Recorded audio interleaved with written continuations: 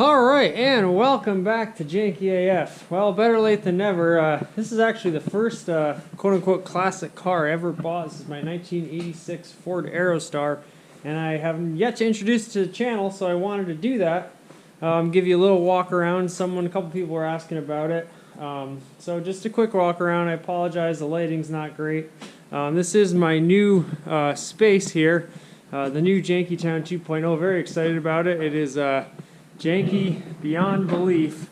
So, but you know, it's a roof over our heads here. This is a project of the tenant in the downstairs unit. I won't show too much of that because I don't want to respect his privacy. But a great old Ford truck that he's actually dropping at Cummins in. Maybe he'll let me show that on the channel.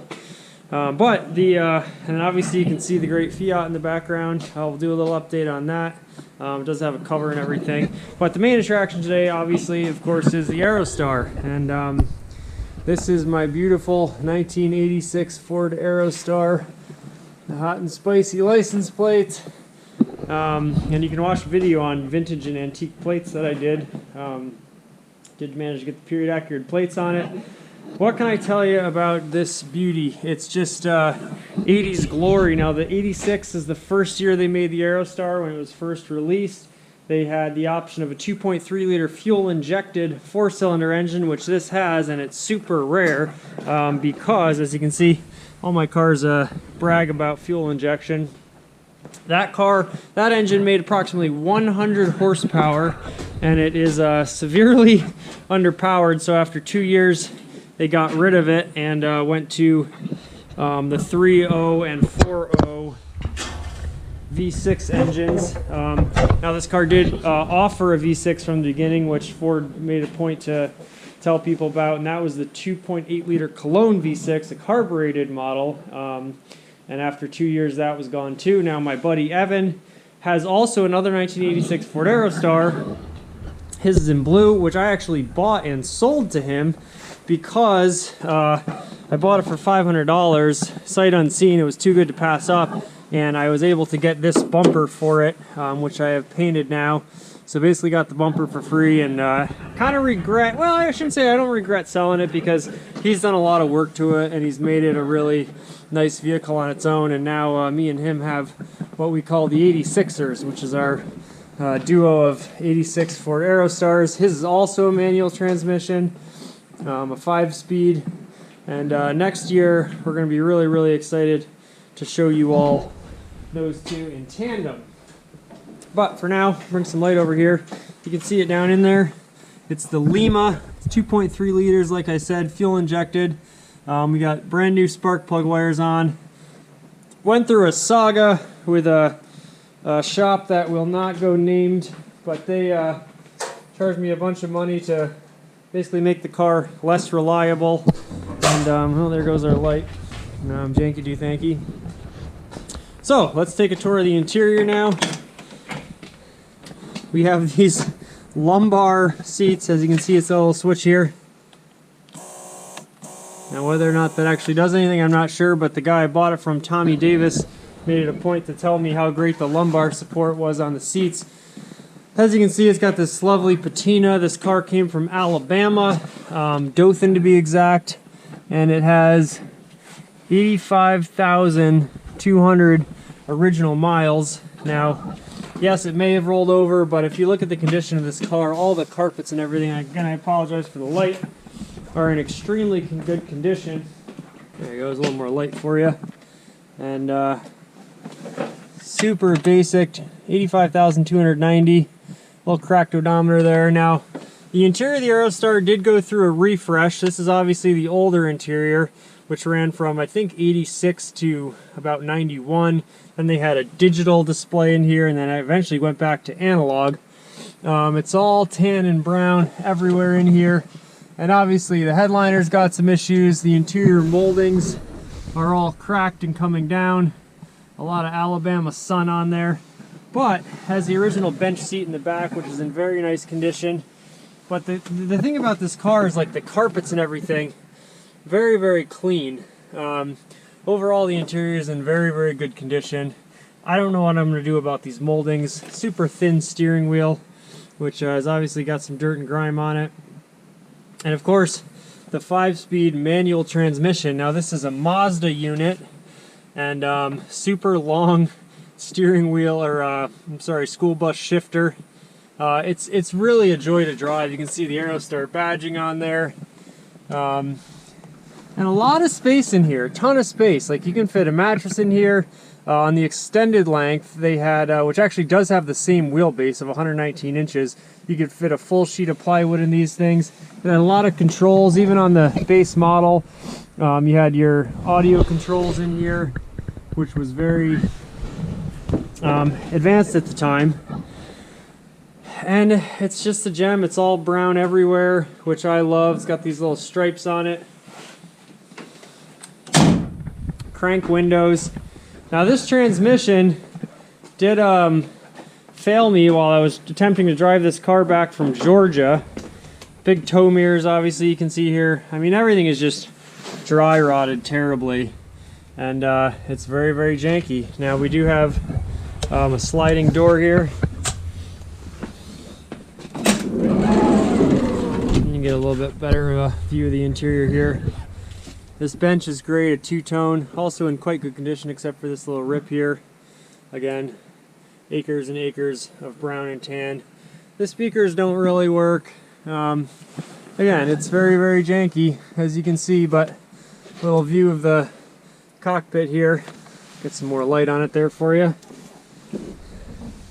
But you can just see it's it's a classic. I mean, it's so basic in here, so simple. You got that big shifter. And it's a very, very funny driving position because you can tell you're sitting up high. But that being said, you know, it's a 5-speed manual transmission with rear wheel drive. So it's basically a sports car setup, and it's quite a short car. You feel the height of the car while you're driving around. Now here we have another quarter panel. Obviously needs some work, and eventually I'd like to paint the front bumper to match the rear. But it really does drive. It's surprisingly fun to drive. It makes a great exhaust note, and we will try to start it up here, although I'm dubious that it'll start right now. It hasn't been started in a little bit, but maybe it will. Now this grille I find very iconic as well, and these grills ran 86, 87, 88, and then they replaced it with a 3-spoke grill, which you see on most Aerostars, with a Ford label in the center, and then eventually the Ford logo moved up top. I believe starting in '92, and those are what you see mostly. So this has the older style grille. It's pre-facelift, and it's just a beautiful, beautiful car. And like I said, the first classic car that I ever purchased, and it's the pride of the fleet, really. So, you know. Just walk around a little bit longer here.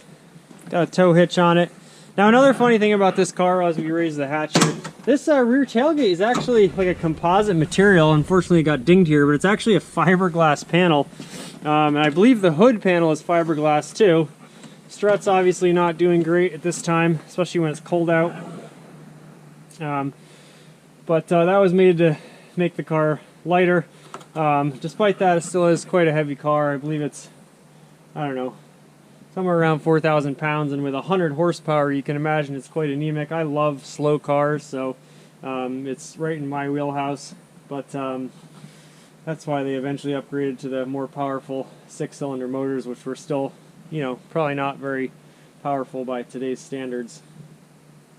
A joy to drive, like I said, a great exhaust note, and we'll be having much more content on this car come spring, but I just wanted to give you a little bit of a janky sneak preview of this van because, like I said, it's the pride of the fleet, and really what started the classic car journey for me.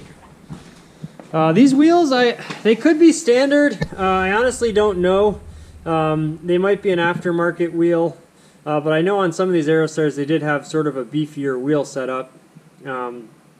These are, I believe, 15-inch wheels.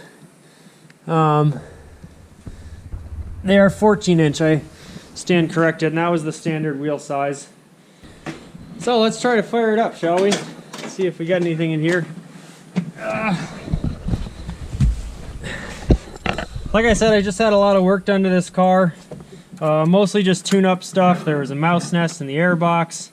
The spark plug wires that were actually shorting out and creating some issues, and it was just running terribly after years and years of total reliability.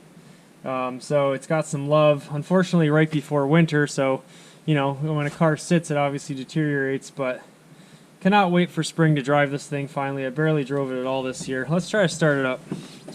Oof. Not. Wow.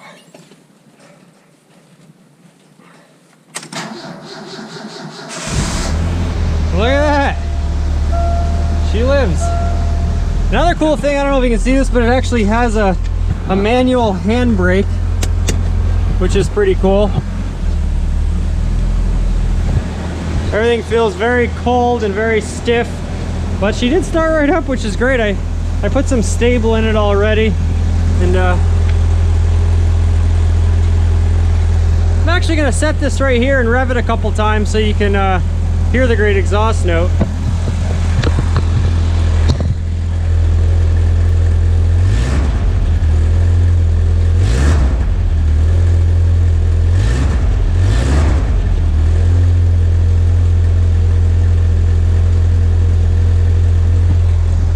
So it's got a nice punchy, it's got like a nice sort of burbly, farty rumble. And when you row through the gears, it really is something. So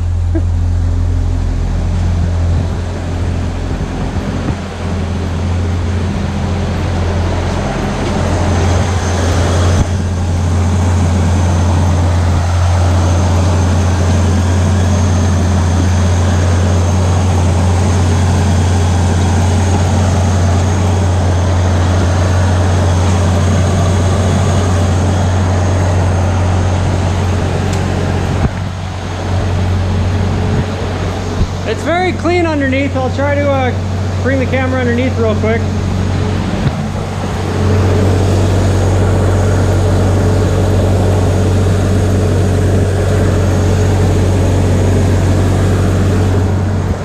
I don't know how much of that you can see, but very clean underneath and very low miles.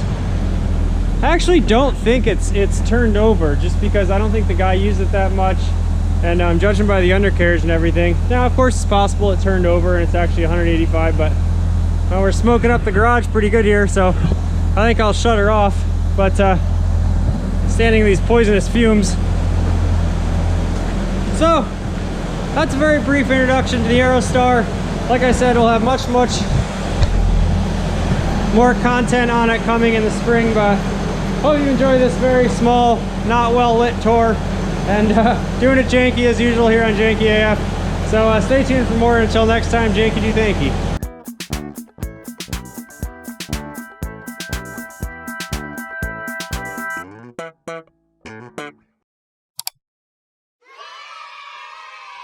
One small step for man,